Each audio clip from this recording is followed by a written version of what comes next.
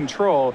Does it fare better, though, against something like Abzan aggro? I think the less removal spell something like Red Black Dragons is playing against, the better.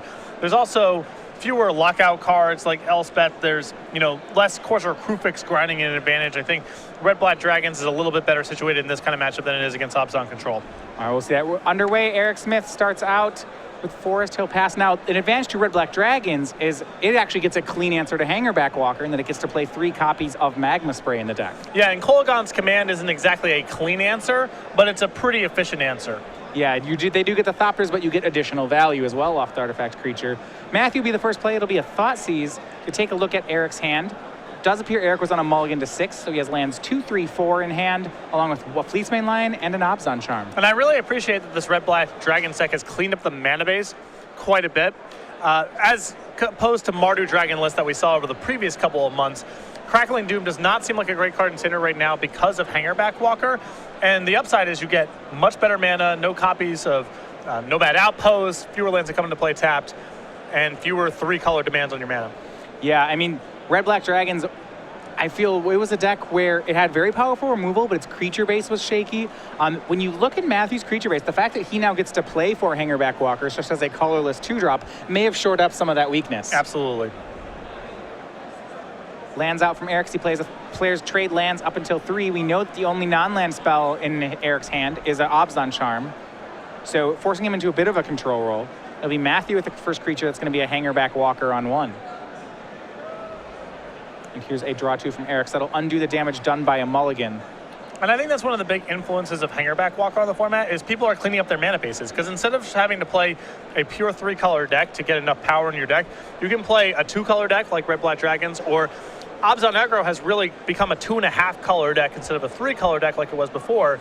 And Hangerback Walker allows it to cut Rakshasa Death Dealer and really clean up the mana base.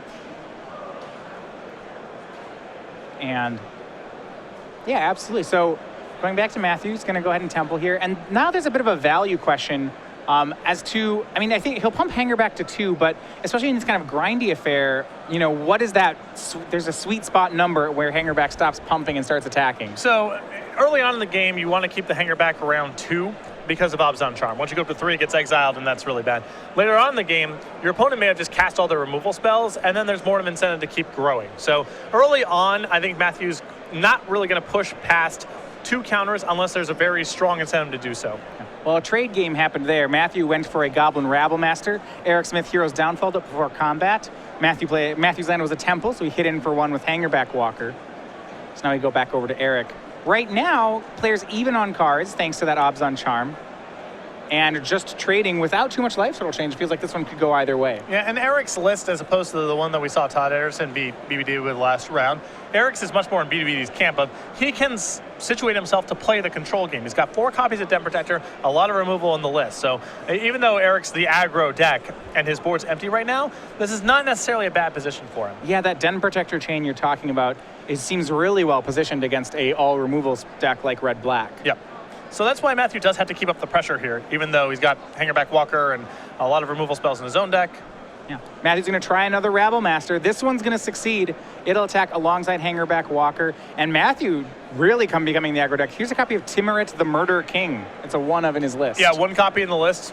Really good synergies with Hangerback Walker and Goblin Rabblemaster. Yeah, allows you to sacrifice, and this is pretty interesting.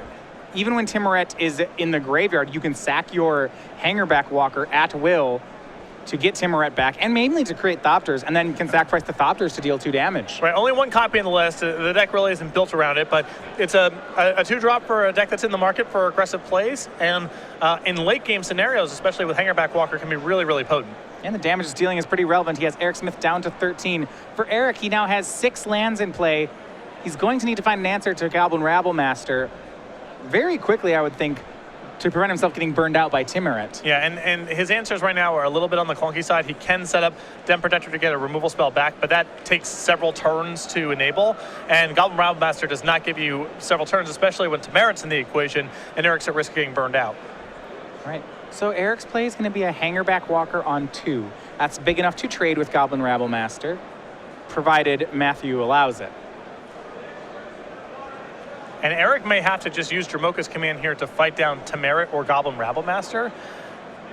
All right, and that's what he'll do. Dromoka's Command pushes Hanger back to a 3/3 and fights down Rabblemaster. Yeah, not a lot of incentive for Erik rather, to go after Temerit in that spot because Matthew can simply get it back. But as much as you would like to get tricky with Dromoka's Command, I think Erik needed to make sure that Dromoka's Command successfully resolved because he needed to get Rabblemaster off the table. It's a tight turn there for Erik, but unless Matthew has a response, it looks like Erik may have stabilized on the board. Well, he's still got to deal with the long-term implications of Temerit backed by Hangerback Walker. Erik can get burned out even with from a 13 life and a pretty stable base on the board.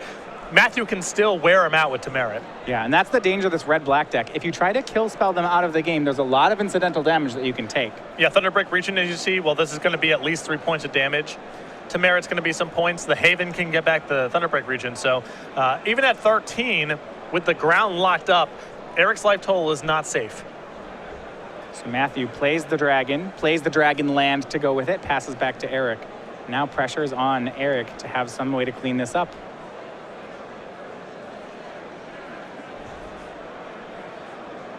He may have the removal necessary to get out of the situation, but the danger will be what will his life total be at once he's taken care of these creatures. It's a face-down creature from Erik. Means it is Den Protector. 2 mana up. If you look at his graveyard, this means he does have the potential to play Dromoka's Command and flip Den Protector this turn. Also, he has cards like Abzan Charm. He could get those back. It would have to be next turn for him to cast them.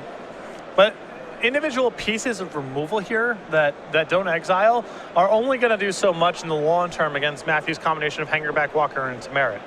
Yeah. Killing stuff is fine, and Erik does need to answer the board, but this is a short-term solution to what's happening. Yeah. Interesting cat and mouse here going whether or not with Matthew leaving up 2 mana for Temerit, at the same time leaving up a mana for Hangerback Walker.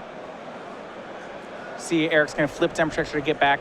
Well, we'll see what he's targeting. Looks like it's Dromoka's Command.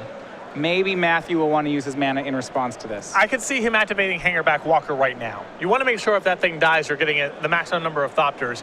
If you allow Erik to pick up the Dromoka's Command and say go, he may fight the Hangerback Walker in response. And it looks like Erik's going to go ahead and use Dromoka's Command on his Hangerback to give it a 1/1 counter and have it fight the Temerit. And I do like that synergy where putting a 1/1 counter on Hangerback adds toward his passive ability. Yeah, it's not the reason that any of these cards are in the deck, but Hangerback Walker alongside Dromoka's Command and Afenza, these little synergies come up. So Temerit will get fought down by the robot. Erik had to go to 12 there to make that play using a Pain Land. Here's an attack from Thunderbreak Regent. Erik will drop to 8. Certainly with Temerit and the creatures in play, there exists 8 points of burn for Matthew, which means that Erik will have to get damage of his own fairly quickly. Yeah, and a line of play that Matthew has available to him now if he wants it is he can put a counter on the Hangerback Walker, sacrifice it to Temerit to bring it back, cast it, have a Sea of Thopters alongside Thunderbreak Regent, with Erik having no defense in the air and only 8 points of life. This is a really good setup. Looks like that might be what he's doing. Here's a tap to put a counter on Hangerback Walker. 2 more.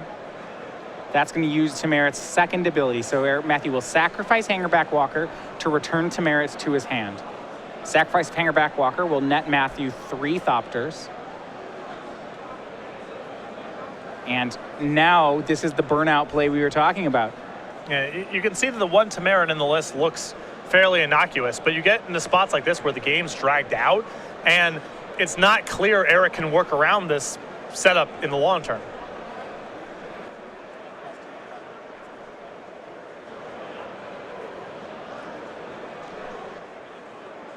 Yeah, able to cast that there thanks to Urborg. Haven makes black mana.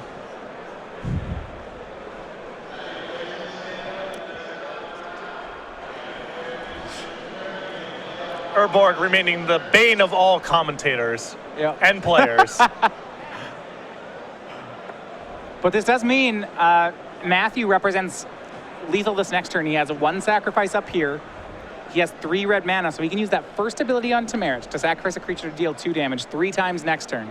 So that's the full 8 damage. Erik cannot get out of this spot with non-exiling removal because Tamara keeps coming back. His removal spells either put Tamara in the graveyard, or they can't target it because Abzan Charm can't touch Tamara. This is just a weird hole in the armor for Erik's deck, but it is manifesting right now. Yeah, and that's not even to mention the 4 damage that could come off Thunderbreak Regent. So what happened here is Erik attacked with both creatures. Looks like Matthew just took the damage off it. I think he chumped the Hangerback Walker and shot Erik.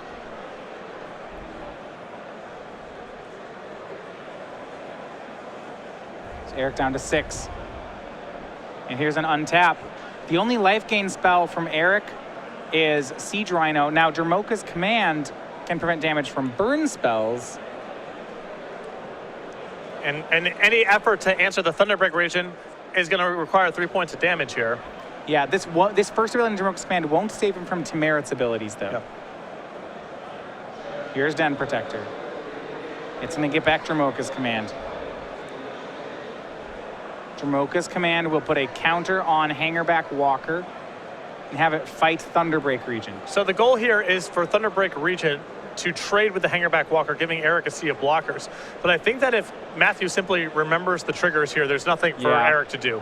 That's it. He doesn't want those blockers to happen. He'll go ahead and was going to sacrifice the Thunderbreak in response, and that's enough. Game 1 over to Matthew Long. Yeah, I mean, what a weird game. I've rarely seen an Abzan aggro deck get that much value going and lose the game to just kind of a random smattering of creatures. But the one Tamarit in Matthew's deck was just something Erik could not answer in the long term. Erik couldn't apply enough pressure, and Matthew slowly but surely ground him down. Yeah, this red-black versus Abzan dynamic's very interesting. Abzan is really wanting to trade and gain value, and I think it can do that against the red-black deck. What the red-black strategy is it's allowing itself to go down on card advantage, but saying every time it wants Abzan to pay a tax. Say every time we trade, I want you to take between 2 and 4 damage, and with enough help, maybe that will be all your life points. Right. Going to the sideboard, though, let's start with Erik Smith. He is down a game. I would assume he's going to take an even more controlling route if he has one. Well, he's got 2 copies of Elspeth Sun's Champion, 2 Self-Inflicted Wound, 2 Herald of Torment, 3 Tragic Arrogance, 3 Thoughtseize, 2 Duress, 1 Ultimate Price. Besides the 1 copy of Ultimate Price being a very good answer to the dragons in the list, there isn't a lot here that screams at me that it's absolutely going to be coming in, but there's a couple of options. I think Elspeth, Duress, Thoughtseize, and Tragic Arrogance are all reasonable answers, or reasonable methods rather, of trying to slow the game down and giving Erik more time to leverage his resource advantage and to break up Matthew's synergies. None of these cards strike me as being superstars in the matchup, though, so I don't know how heavy Erik's going to sideboard. All right, going to Matthew's side, we'll go through his sideboard. He has Murderous Cut, Crux of Fate, Ugin the Spirit Dragon, 3 Anger of the Gods, 3 Self-Inflicted Wound. That seems pretty relevant here. A Perforos, 2 Outpost Siege, 2 Read the Bones, and a Duress. So he actually has a lot of card advantage. Yeah, he can go really, really long in this matchup if he wants to. Now, I don't know if he wants to go to things like Perforos and Outpost Siege because of Dromoka's Command in Erik's deck, but at the minimum, he can bring in Self-Inflicted Wound, and if he really wants to go into a very controlling package, Anger of the Gods, Ugin, Crux of Fate, and Murderous Cut are all really good options as well. If he goes down that far, maybe even something like Read the Bones comes in, but that's a fairly extreme measure. But Matthew has a lot of options here to calibrate his deck. He can be very, very controlling, or he can be a little bit more controlling, but basically keep his Game 1 deck intact. Yeah, and I like Self-Inflicted Wound. I mean, it's great against Abzan in most decks, but I really like it out of Matthew's deck because of its ability to do that trade and tax strategy again. You know, it kills a creature. Oh, and by the way, Erik takes 2. Yeah, and you have threats like Stormbreath Dragon and Thunderbreak Regent that are all part of the same process. You know, if any of those threats go uncontested, that's really, really good. But if they just trade with spells, at least, you know, Stormbreath Dragon's hitting once, Thunderbreak Regent's getting a trigger on the way out, and as you mentioned, those little nickel and dime shots all add up if Erik's not getting life. And really his only way to gain life in the matchup is 4 copies of Siege Rhino and Wingmate Rock in a couple specific spots.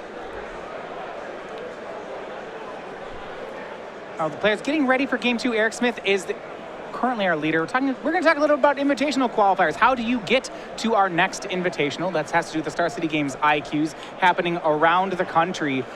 Showing up, first of all, the winners get an invitation good for the next year to one of our Star City Invitationals. We have one in each area of the country. Also, you get exclusive prizes, the invitational qualification. To that, you get a playmat, a top 8 pin. You get tokens from the invitational winner from the most recent invitational. That's Jacob Wilson's Monk tokens from season 2. Now, we might get some more of these after this invitational. Also, you get vouchers for Star City Games Premium, all for attending and placing well at the Star City Games IQs. Yeah, a great path to the invitational. For some of our players who are pursuing buys for Open Series events or trying to get to the Players' Championship, the IQs are definitely helping them there. And if you're just looking for more local play at your store, well, it comes with a bunch of prizes as well. So no matter what your goals are, the IQ is a great program to bring to your local store. Erik Smith, one of those players, when he had his invitational victory not so long ago, IQ'd his way to the invitational and really took it by storm. Yes. And now, looks like locked up a great performance here in Legacy with Esper Deathblade. Went 7-1, I believe, through the Legacy rounds. And obviously having a very good run in Standard as well, as he is undefeated thus far. Yeah, and we'll get more. We actually do have our Legacy results, so we'll get to that in a bit here. Esper Deathblade, I think, definitely the surprise deck. Not just once in the 7-1 decks, but twice. Yep. Very good performance for Esper Deathblade. Very good performance for Grixis as well. Control and Delver. All right, back on to game 2. Erik Smith will be on the play against Matthew Long. Remember, this 13th win, if Erik wins this round, that will lock him for the top 8. Sole possession of first place in the tournament with 3 rounds to go. And for game 2, he'll be starting on Fleecemane Lion. Matthew with a lot more clean removal post board, even at 2. Self-inflicted wound, Draconic Roar. These cards all take care of a Fleecemane Lion. To me, what seems interesting about this matchup, it feels like one of those matchups, and there's a couple of these in Standard, where who's the aggro and who's the control role is very fluid. You know, Erik was trying to play the control role last game because of the way that his cards lined up and the pressure that Matthew was putting him under. And this game, being on the play with a turn 2 Fleecemane Lion, he might be the aggressor. It just depends on what cards each player is drawing. Yeah, by and large, you're right. It does. I mean, if you're just looking at things from card economy, it feels like the Obzon player is more often than not the control deck.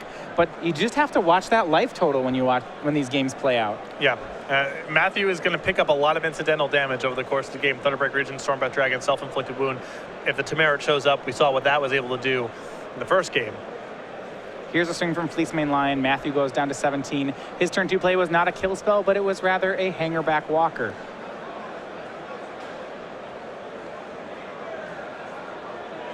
And next play is a second Fleecemane Lion. He'll pass. No copies of BioBlight in Matthew's list, so Erik is not in risk of getting 2-for-1s here. Yeah, that was the first thing I was looking for. Yeah. So boy, those are quick two glance, 3-3s. Quick glance at the deck list, and no copies of BioBlight. Okay. It's interesting. It's a very efficient removal spell, but at the same time, Matthew's plan of trading and dealing incidental damage, I think favors cards like Draconic Roar and Self-Inflicted Wound over the 2-mana BioBlight. For sure. Even Kolaghan's Command plays into that fairly well. Yep. Get back a haste threat, deal 2 to your opponent in some spots. Yeah, the Red-Black Dragons deck definitely accrues little pieces of damage along the way. Well, it looks like some mirrored 2-drops here. Just as Erik had a second Fleecemane on 3, Matthew had a second Hangerback Walker. Now, right now, that means we have 1-1s facing off against 3-3s, but Matthew's Hangerback Walkers will start growing. Yep. So we go over to Thoughtseize from Erik. We see Matthew's remaining hand. It's 2 Stormbreath Dragons, a Kolaghan's Command, and 2 more lands. Now, of note, both those lands come into play tapped, so Stormbreath is happening on turn 6, not 5, as it stands. Yes. But this is not a great hand for Erik to see, because Matthew is shaping up to have a very powerful, long game here. He's got multiple temples to fix his draw steps, 2 Hangerback Walkers already in play that are at risk of locking up the ground here, and a removal spell. So looks like Erik takes the removal spell. He'll leave Matthew with lands and dragons. Puts some pressure on Erik to have a fast start. Now, one thing Erik does have is he has a copy of Wingmate Rock in his hand. Although that lines up poorly, potentially, against the Stormbreath Dragon that Matthew has left over. A swing for 6 from Erik Smith. At some point, Matthew may have to start chumping, and he's going to do that right now. Puts the turn 2 hanger back in front of 1 line, pumps it up to 2. It'll die. Matthew gets a Thopter. Now, was there any consideration there for Matthew to put everything in front of that lion to try to kill it? Pretty risky against certain cards like Dromoka's Command and other removal spells, so I don't mind the conservative approach. also good news for Erik here is if Matthew hung back with the hangerback walkers and was just pumping them, next turn Erik gets in the spot where if he wants to attack with the Fleece Main Lions to enable raid, he risks losing one of the Fleece Main Lions in combat against hangerback walker. Not something you want to do. If Matthew's currently focusing on chump blocking with hangerback walkers to get some 1-1s in play and protect his life total, that means it won't be hard for Erik to raid the wingmate rock. It won't come at much of a cost, and that's very good news. Wow, and this way from Matthew, he's not hanging back to chump. He's actually going to race with his Haste Dragons. Swung for 2 with Thopters, self-inflicted wounded away one of the Fleece Main Lions, and now is leaving back a hanger back.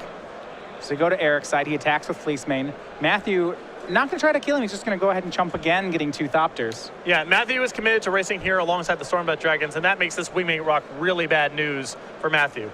All right, so here's Wingmate Rock rated from Erik Smith. So it's a Wingmate Rock, it's a bird, it's a Fleece Main against 4 Thopters. Now here's the pressure. Does Erik have a 5th land that's untapped? We know he has some temples.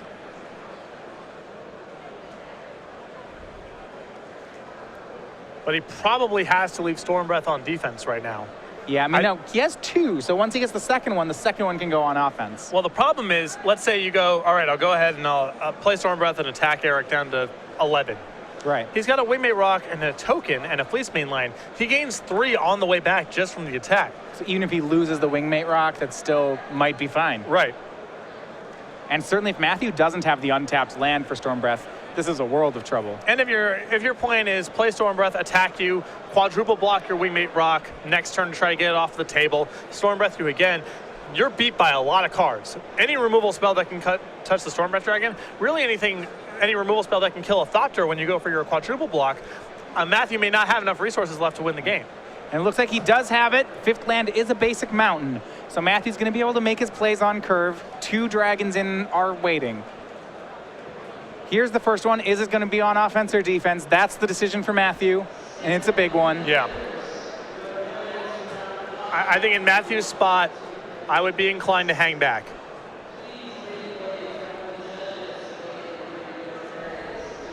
And we'll see what he picks. Remember, he does have another one in his hand next turn. And it's going to attack. Erik's down to 9. But you're right, that's not many inroads of damage. He gains 3 on the way back. The play that Matthew made is the best if Erik has nothing. But Erik has something. And something indeed. It's Bioblade to take care of all the Thopters. Erik crashes in for 9. Matthew's down to 5. Erik gains 3. He's up to 12. And a horrible turn of events for Matthew Long. Right. I mean, that Bioblight would have been pretty bad for Matthew regardless. Yeah, he would have still gotten the Stormbreath even the other way. Yeah. And face down card for Erik Smith is Den Protector. Does this mean even if Matthew plays a second Stormbreath, he's dead on the way? Yeah. Matthew's dead on the way back here. He can't kill Erik this turn, and 2 blockers against Erik's 4 threats. Matthew can't stay alive. Yeah, 5 damage will get pushed through even with the 2 smallest creatures. And that board presence mattering so much here. The fact that Erik was able to get that rated Wingmate Rock instead of just a regular one. So, Matthew has to decide what kind of cards he's going to play around in this game. In the initial blocks with the Fleece Main Lion, they were very mana efficient from Matthew's perspective, and they made sure that Abzan Charm couldn't touch the Hangerback Walkers. But his line of play left him pretty exposed to Wingmate Rock because he never made Erik suicide one of his Fleece Main Lions and he never lost one of them in combat, and Erik got to curve very efficiently into a rated Wingmate Rock. Yeah, and I think what Matthew was counting on here was the fact that his double 5-drop, his 2 Stormbreath Dragons, would outclass Erik's 5-drop. Stormbreath's great in this matchup. That said, it didn't play out that way. Exactly, and I think Matthew's line of play that game was reasonable. He used his mana every single turn. He built up a pretty good board. He had a couple Stormbreath Dragons left over. It looked like he was in a good position to race, either just attacking in the air or chump blocking and managing combat that way. But he couldn't handle Wingmate Rock the way that he played that game. Erik had it and had gas left over after the Wingmate Rock, and Matthew just crumbled in the face of that card. And we're going to be going back to game 3. Erik Smith has evened things out. Remember, a win will put Erik Smith as our first player into the top 8 of the Invitational here. For Matthew Long, He'll need to win this round and need to take one of the remaining 2 rounds if he wants the top 8 spot. Erik's got a little bit of wiggle room here, but of course you'd rather lock it up sooner rather than later.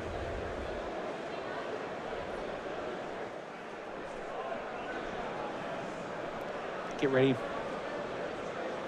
And it looks like maybe some re-sideboarding on Erik's side here. Well, I think play versus draw in this matchup matters a lot. Erik's got to be able to interact a little bit faster, needs to be, probably less focus on the top end, more focus on this preserving his life total. From Matthew's side, I think something like Goblin Rabblemaster, Anger of the Gods, that could be a play-draw sort of swap. You want Rabblemaster when you're the aggressor and Anger when you're on defense. So I think both these players can do a lot of sideboarding based on whether they're on the play or the draw. All right, these players get ready for the Invitational. Remember, this is the end of the 3rd season. That's our Summer Invitational. And we have our Summer 2015 Creature Collection. You've been seeing these on pins and on playmats. We have our Game Night creatures. That's the Monkey, the Kraken, and the Piglet. Also, from our parody series, we have Deathrite Salmon. We can see all of these on playmats, sleeves, and bundles. They're available for purchase at starcitygames.com/creature collection.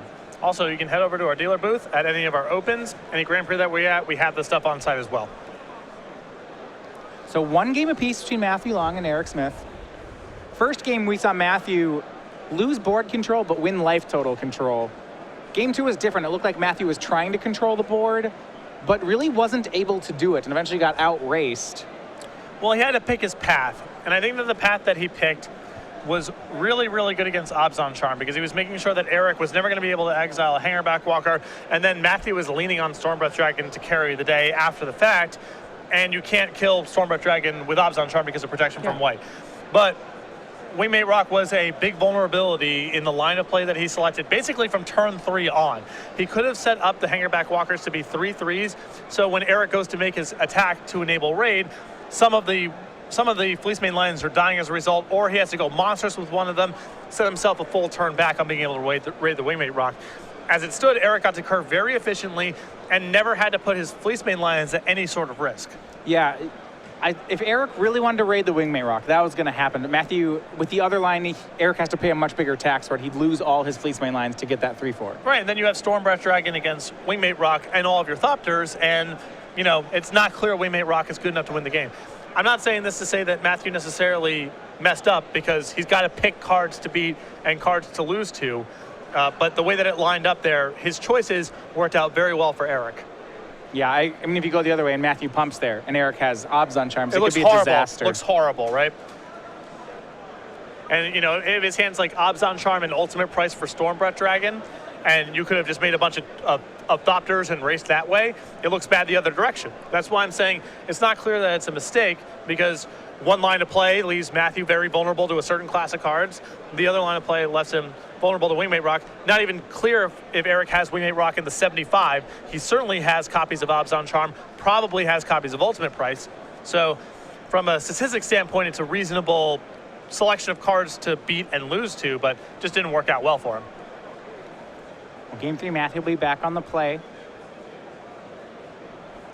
See if he can get see if he'll go for that aggressive strategy again. Last time, game 1, giving up card economy for damage.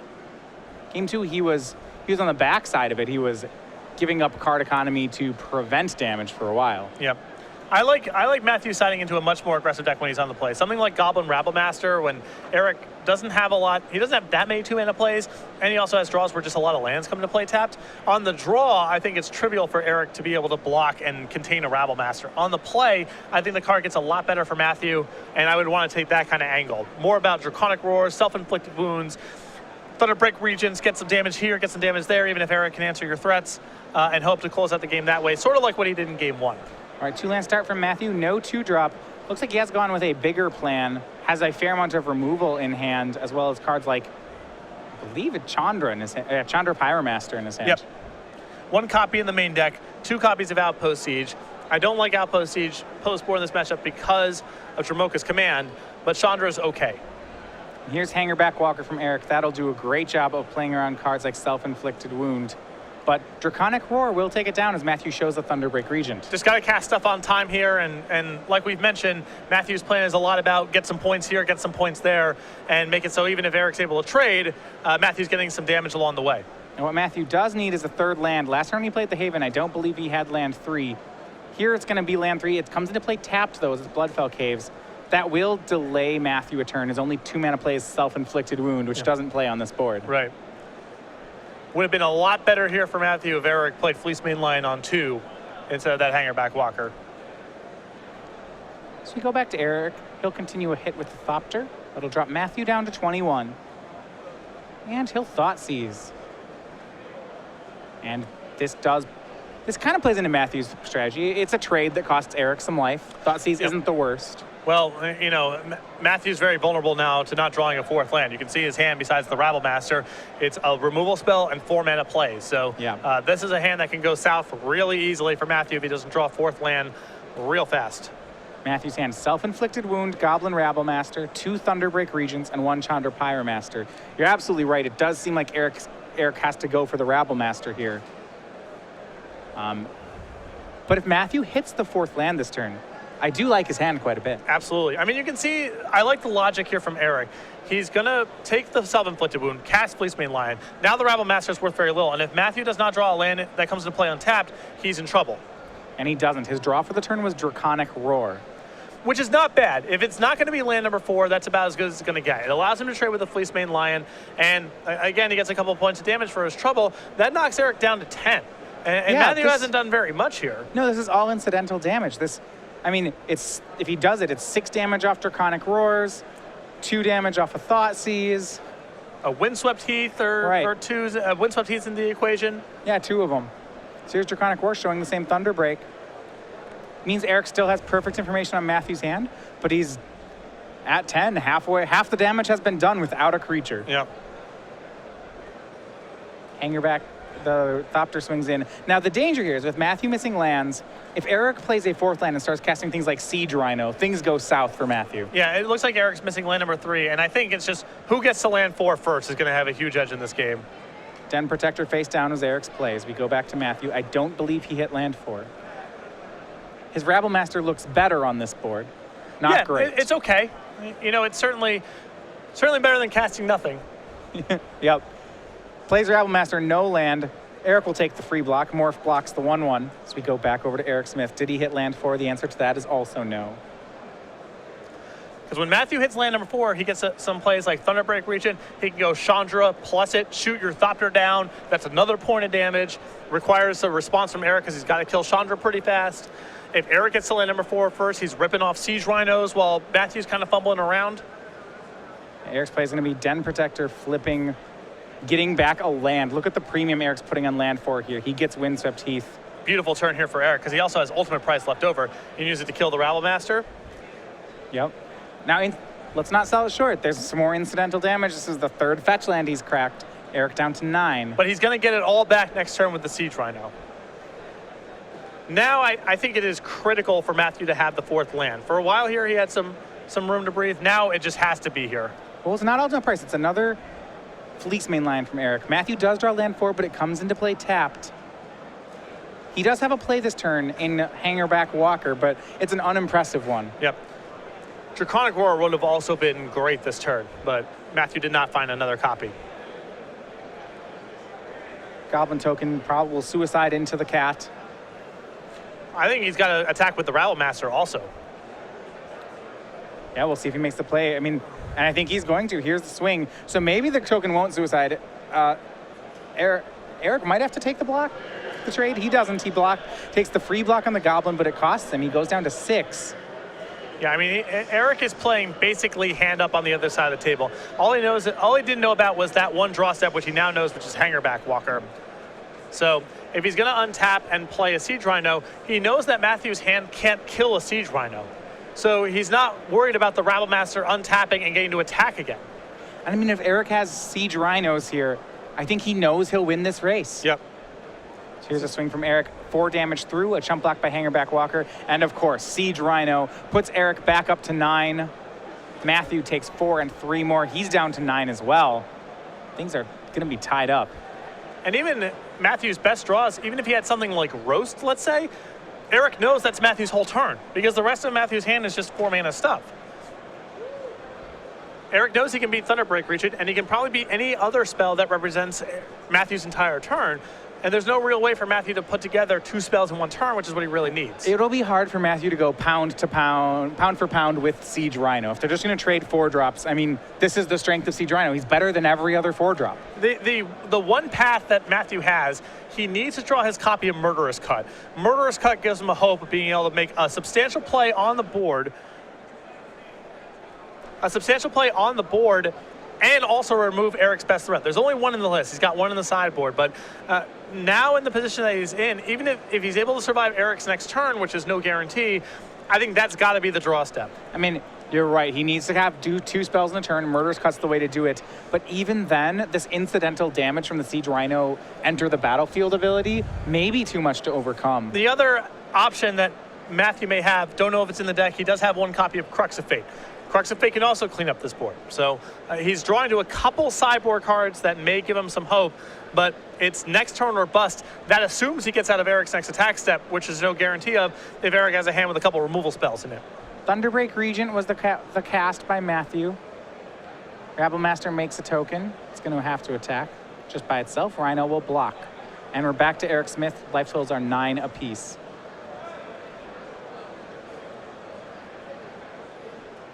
Heady. It was a race to that 4th land. Neither player actually hit it on time for Erik. He ended up having to den protect it. He worked for it. But that is a tool that Erik's deck has that Matthew's does not. And now, Matthew hopes to survive to next turn without taking too much damage. Certainly if there's another Rhino, it's bad news. But this may be worse. It's Sorin Solemn Visitor. He'll plus to give his entire team lifelink and swing everything. Right. The only thing that Erik was really concerned about leading up until this point was, can Matthew somehow cobble together enough burn in some weird backdoor way to burn me out of the game? Yeah, and that's just not happening anymore. Not anymore. Matthew has to tender a lot of chump blocks here just to survive. Erik's going to gain a ton of life, leave most of his board intact, still got 3 cards in his hand, and we know Matthew's leftovers at this point, Thunderbreak Regent and Chandra, not much of a help here. So Thopters will trade. Thunderbreak will trade with Den Protector. Rabblemaster will die to Fleecemane Lion. Siege Rhino will crash in for 5. Matthew will end at 4. Erik will be over 20. Matthew will have no board. Right. And we may just have our first spot in the top 8 locked up here. Erik Smith running away from the field. Already had sole possession of first place. Can he make that gap even wider? It looks like yes. And that's the play. So, Den Protector and Thopter die. All of Matthew's creatures are gone. Matthew goes down to 4. Erik 24, and there you have it. Match for Erik Smith. His Abzan aggro deck picks up another win here, and at 13-1, he is in our top 8. Congratulations, Erik Smith, with an opportunity now to become a 2-time New Jersey Invitational champion. Even better for him, 13-1, got some room to play with, could still lock up the top overall seed.